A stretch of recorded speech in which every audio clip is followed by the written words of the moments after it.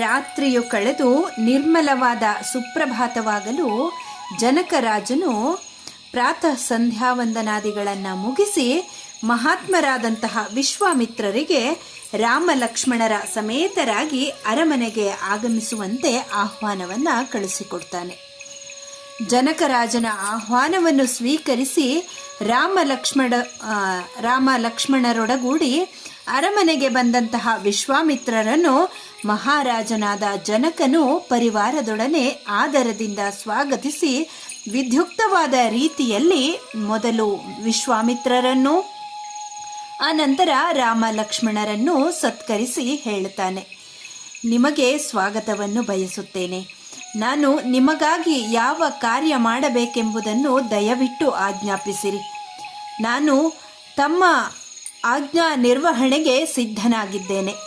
ಮಹಾತ್ಮನಾದ ಜನಕನ ಕೋರಿಕೆಗೆ ವಾಕ್ಯ ವಿಶಾರದರಾದ ಮುನಿಶ್ರೇಷ್ಠರಾದಂತಹ ವಿಶ್ವಾಮಿತ್ರರು ಹೇಳ್ತಾರೆ, ಈ ಇಬ್ಬರು ಕುಮಾರರು ಕ್ಷತ್ರಿಯರಾಗಿದ್ದಾರೆ, ದಶರಥನ ಮಕ್ಕಳು. ತಮ್ಮ ಭುಜ ಬಲ ಪರಾಕ್ರಮಗಳಿಂದ ಲೋಕ ಪ್ರಸಿದ್ಧರಾಗಿದ್ದಾರೆ. ನಿನ್ನಲ್ಲಿರುವ ಶ್ರೇಷ್ಠವಾದ ಧನುಸ್ಸನ್ನು ಇವರಿಗೆ ತೋರಿಸು. ಅದರ ದರ್ಶನದಿಂದ ಈ ರಾಜಕುಮಾರರ ಇಚ್ಛೆಯು ಪೂರ್ಣವಾದಂತಾಗುತ್ತದೆ. ಆ ನಂತರ ಇವರು ತಮ್ಮ ಇಚ್ಛೆ ಇದ್ದೆಡೆಗೆ ಪ್ರಯಾಣ ಮಾಡುತ್ತಾರೆ. ವಿಶ್ವಾಮಿತ್ರರ ಈ ಮಾತನ್ನು ಕೇಳಿ ಜನಕನು ಹೇಳ್ತಾನೆ, ಈ ಧನುಸ್ಸಿನ ಇತಿಹಾಸವನ್ನು ಮತ್ತು ಈ ಧನುಸ್ಸು ಇಲ್ಲಿರುವ ಕಾರಣವನ್ನು ವಿವರಿಸಿ ಹೇಳುತ್ತೇನೆ, ಕೇಳಿರಿ ಎಂಬುದಾಗಿ. ನಿಮಿ ಚಕ್ರವರ್ತಿಯಿಂದ 6ನೆಯವನಾದ ದೇವರಾತನೆಂದು ಪ್ರಸಿದ್ಧನಾದ ರಾಜನಿದ್ದ. ಮಹಾತ್ಮನಾದಂತಹ ದೇವರಾತನ ಕೈಯಲ್ಲಿ ದೇವತೆಗಳಿಂದ ನಿಕ್ಷೇಪ ರೂಪವಾಗಿ ಈ ಧನಸ್ಸು ಇಡಲ್ಪಟ್ಟಿತು. ಹಿಂದೆ ದಕ್ಷ ಯಾಗದ ಧ್ವಂಸ ಕಾಲದಲ್ಲಿ ಮಹಾಪರಾಕ್ರಮಿಯಾದ ರುದ್ರನು ಈ ಧನುಸ್ಸನ್ನು ಲೀಲೆಯಿಂದ ಬಗ್ಗಿಸಿ ಹಿಡಿದು ರೋಷಾವಿಷ್ಟನಾಗಿ ದೇವತೆಗಳಿಗೆ ಹೇಳಿದನು, ಯಾವ ಕಾರಣದಿಂದ ನೀವು ಯಜ್ಞದಲ್ಲಿ ನನ್ನ ಹವಿರ್ಭಾಗವನ್ನು ನನಗೆ ಸಿದ್ಧ ಮಾಡಿಕೊಡಲಿಲ್ಲವೋ ಅದೇ ಕಾರಣದಿಂದಾಗಿ ಪೂಜನೀಯವಾದ ನಿಮ್ಮ ಶಿರಸ್ಸುಗಳನ್ನು ಈ ಧನುಸ್ಸಿನಿಂದ ಭೇದಿಸಿ ಬಿಡುತ್ತೇನೆ. ಹೀಗೆ ಹೇಳುತ್ತಾ ರುದ್ರನು ರೌದ್ರಾವೇಶದಿಂದ ನಿಂತೊಡನೆಯೇ ದೇವತೆಗಳು ಭೀತರಾದರು. ದೀನರಾದ ದೇವತೆಗಳು ಶಿವನನ್ನು ನಾನಾ ವಿಧವಾದ ಸ್ತೋತ್ರಗಳಿಂದ ಪ್ರಸನ್ನನನ್ನಾಗಿ ಮಾಡಿದರು. ಅದರಿಂದ ರುದ್ರನು ಪ್ರಸನ್ನನಾಗಿ ದೇವತೆಗಳ ವಿಷಯದಲ್ಲಿ ಪರಮ ಪ್ರೀತನಾಗಿ ಈ ಮಹಾಧನುಸ್ಸನ್ನು ಮಹಾತ್ಮರಾದ ಅವರಿಗೆ ಕೊಟ್ಟು ಬಿಟ್ಟನು. ಧನುಸ್ಸುಗಳಲ್ಲಿಯೇ ರತ್ನಪ್ರಾಯವಾದ ಈ ಧನುಸ್ಸನ್ನು ದೇವತೆಗಳು ನಮ್ಮ ಪೂರ್ವಜನಾದ ದೇವರಾತನಲ್ಲಿ ನಿಕ್ಷೇಪ ರೂಪವಾಗಿ ಇಟ್ಟರು. ಒಮ್ಮೆ ನಾನು ಚಯನಾರ್ಥವಾಗಿ ಭೂಮಿಯನ್ನು ಶೋಧಿಸುವ ಸಲುವಾಗಿ ನೇಗಿಲಿನಿಂದ ಭೂಮಿಯನ್ನು ಉಳುತ್ತಿದ್ದಾಗ ನೇಗಿಲಿನ ಗುಳಕ್ಕೆ ಸಿಕ್ಕಿ ಒಂದು ಹೆಣ್ಣು ಮಗುವು ಹೊರಬಂದಿತು.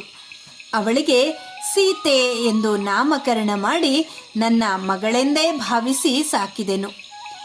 ಅಯೋನಿಜೆಯಾದ ಇವಳಿಗೆ ವೀರ್ಯ ಶುಲ್ಕದ ಮೂಲಕವಾಗಿ ವಿವಾಹ ಮಾಡಬೇಕು ಎಂದಿದ್ದೇನೆ. ಭೂಮಿಯಲ್ಲಿ ಉತ್ಪನ್ನಳಾಗಿ ಪ್ರವರ್ಧಮಾನಳಾಗುತ್ತಿರುವ ನನ್ನ ಮಗಳಾದ ಸೀತೆಯನ್ನು ಮದುವೆ ಮಾಡಿಕೊಳ್ಳುವ ಸಲುವಾಗಿ ಅನೇಕ ರಾಜರು ನನ್ನ ಬಳಿಗೆ ಬಂದು ಪ್ರಸ್ತಾಪಿಸಿದರು. ಅವರೆಲ್ಲರಿಗೂ ನಾನು ಈ ಸೀತೆಯು ವೀರ್ಯ ಶುಲ್ಕಳೆಂದು ಅತುಲ ಪರಾಕ್ರಮವಿರುವವರಿಗೆ ಮಾತ್ರವೇ ನಾನು ಇವಳನ್ನು ಮದುವೆ ಮಾಡಿಕೊಡುವೆನೆಂದು ಸ್ಪಷ್ಟವಾಗಿ ಹೇಳಿದೆನು. ಅನಂತರ ಎಲ್ಲ ರಾಜರುಗಳು ಒಟ್ಟಾಗಿ ಮಿಥಿಲಾಪಟ್ಟಣಕ್ಕೆ ಬಂದು ವೀರ್ಯ ಶುಲ್ಕದ ವಿಷಯವಾಗಿ ಜಿಜ್ಞಾಸೆ ಮಾಡತೊಡಗಿದರು. ಹಾಗೆ ಜಿಜ್ಞಾಸೆ ನಡೆಸುತ್ತಿರುವಾಗ ನಾನು ಶೈವ ಧನುಸ್ಸನ್ನು ತರಿಸಿಟ್ಟೆನು. ಅದನ್ನೆತ್ತಿ ಶಿಂಜಿನಿಯನ್ನು ಸೆಳೆದು ಹೆದೆಯೇರಿಸಿ ಬಾಣವನ್ನು ಧನುಸ್ಸಿಗೆ ಸಂಯೋಜಿಸುವುದೇ ಶುಲ್ಕವೆಂದು ನಿಶ್ಚಯಿಸಲಾಯಿತು. ವೀರ್ಯ ಶುಲ್ಕವನ್ನು ಕೊಡಲು ಯತ್ನಿಸಿದ ರಾಜಕುಮಾರರು ಈ ಶೈವ ಧನುಸ್ಸನ್ನು ಹಿಡಿದುಕೊಳ್ಳುವುದಕ್ಕಾಗಲಿ ಮೇಲೆತ್ತುವುದಕ್ಕಾಗಲಿ ಅಲುಗಾಡಿಸುವುದಕ್ಕಾಗಲಿ ಸಮರ್ಥರಾಗಲೇ ಇಲ್ಲ. ಆಗ ನಾನು ಆ ಪರಾಕ್ರಮಿಗಳನ್ನು ಅಲ್ಪ ಪರಾಕ್ರಮಿಗಳೆಂದು ನಿಶ್ಚಯಿಸಿ ಸೀತೆಯನ್ನು ಕೊಟ್ಟು ಮದುವೆ ಮಾಡುವ ಸಾಧ್ಯತೆ ಇಲ್ಲ ಎಂದು ಅವರಿಗೆ ಹೇಳಿ ಕಳುಹಿಸಿದೆ. ಆದರೆ ವಿಷಯವೂ ಅಲ್ಲಿಗೆ ಮುಗಿಯಲಿಲ್ಲ. ಮುಂದಾದುದನ್ನು ಹೇಳುತ್ತೇನೆ ಕೇಳಿರಿ. ಆ ಅಲ್ಪ ಬಲದವರಿಗೆ ನಾನು ಸೀತೆಯನ್ನು ಕೊಟ್ಟು ಮದುವೆ ಮಾಡುವ ಸಾಧ್ಯತೆ ಇಲ್ಲವೆಂದು ಹೇಳಿ ಕಳುಹಿಸಿದ್ದಕ್ಕಾಗಿ ಅವರಿಗೆ ಅತ್ಯುಗ್ರವಾದ ಕೋಪವೇ ಬಂದು ಬಿಟ್ಟಿತು. ನಮಗಿಂತಲೂ ಪರಾಕ್ರಮಿಗಳ ಯಾರಿದ್ದಾರೆ? ಜನಕನು ವೀರ್ಯ ಶುಲ್ಕದಿಂದಲೇ ಸೀತೆಯನ್ನು ಮದುವೆ ಮಾಡಲು ಸಾಧ್ಯವೇ? ನಮ್ಮಲ್ಲಿ ಪರಾಕ್ರಮವೇ ಇಲ್ಲವೇ? ನಮ್ಮ ಪರಾಕ್ರಮವನ್ನು ಜನಕನಿಗೆ ತೋರಿಸಲೇಬೇಕು. ಹೀಗೆ ನಿಶ್ಚಯಿಸಿದವರಾಗಿ ತಿರಸ್ಕೃತರಾದ ರಾಜರೆಲ್ಲರೂ ಮಿಥಿಲಾ ಪಟ್ಟಣವನ್ನು ಮುತ್ತಿಗೆ ಹಾಕುತ್ತಾರೆ. ತಮ್ಮನ್ನು ಅವಮಾನಗೊಳಿಸುವ ಸಲುವಾಗಿಯೇ ನಾನು ಕನ್ಯಾಶುಲ್ಕ ರೂಪವಾದ ಈ ಧನುಸ್ಸನ್ನು ಸಿದ್ಧಪಡಿಸಿರುವೆನೆಂದು, ಇದರಿಂದ ತಮಗೆ ಅವಮಾನವಾಯಿತೆಂದು ಭಾವಿಸಿ ರೋಷಾವೇಶದಿಂದ ಮಿಥಿಲಾ ಪಟ್ಟಣವನ್ನು ಮುತ್ತಿ ನಮ್ಮನ್ನು ಪೀಡಿಸತೊಡಗಿದರು. 1 ವರ್ಷದ ಯುದ್ಧದಲ್ಲಿ ದುರ್ಗ ರಕ್ಷಣೆಗೆ ಸಂಗ್ರಹಿಸಲ್ಪಟ್ಟಿದ್ದ ಸಾಧನಗಳೆಲ್ಲವೂ ನಾಶವಾಗಿ ಬಿಟ್ಟವು. ಅದರಿಂದ ನನಗೆ ಬಹಳ ದುಃಖವಾಗಿ ಬಿಟ್ಟಿತು. ಆಗ ನನಗಿದ್ದುದು ಒಂದೇ ಮಾರ್ಗ, ದೇವತೆಗಳನ್ನು ಕುರಿತು ತಪಸ್ಸು ಮಾಡುವುದು. ಸರ್ವ ದೇವತೆಗಳನ್ನು ತಪಸ್ಸಿನಿಂದ ಪ್ರಸನ್ನರಾಗುವಂತೆ ಮಾಡಿಕೊಂಡೆ. ಆ ತಪಸ್ಸಿನಿಂದ ಸುಪ್ರೀತರಾದ ದೇವತೆಗಳು ನನಗೆ ಚತುರಂಗ ಬಲವನ್ನು ದಯಪಾಲಿಸಿದರು. ದೇವತೆಗಳು ಪ್ರಸನ್ನರಾಗಿ ಕೊಟ್ಟ ಆ ಚತುರಂಗ ಬಲದಿಂದ ರಾಜರೆಲ್ಲರೂ ಪೆಟ್ಟು ತಿಂದು ಸೋತು ಹೋದರು.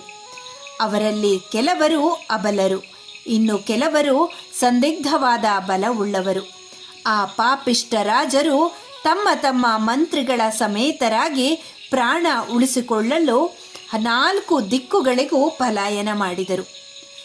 ಹೀಗೆ 100 ರಾಜರಿಂದಲೂ ಎತ್ತಲಾಗದ ತೇಜೋವಿಶಿಷ್ಟವಾದ ಈ ಮಹಾಧನುಸ್ಸನ್ನು ರಾಮ ಲಕ್ಷ್ಮಣರಿಗೂ ತೋರಿಸುತ್ತೇನೆ.